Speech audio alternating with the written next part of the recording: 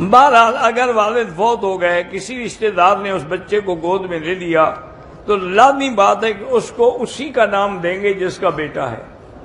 کشمیر میں حالات جو کہ سخت ہیں، ہم مسجد کے لیے نہیں نکل سکتے تو گھر میں نماز پڑھ سکتے ہیں۔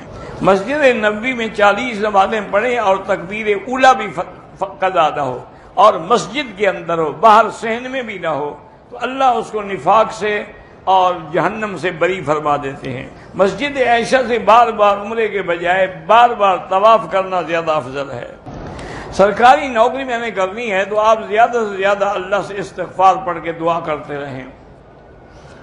میں والدان کے ساتھ ہوں اور 3 بہنیں بھی ہیں، لیکن میری بیوی فیملی کے ساتھ رہنا نہیں چاہتی، اس کو الگ کر کے رکھو، لیکن آپ اپنے والدین کی خدمت نہ چھوڑو۔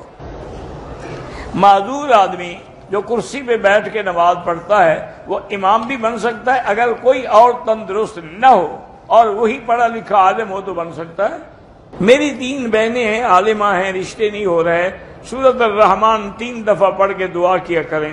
جو شیعہ حضرت علی کا کلمہ پڑھتے ہیں وہ تو کافر ہیں، ان کے کفر میں کیا شک ہے کہ اللہ کا نبی کے بجائے علی کا نام لیتے ہیں۔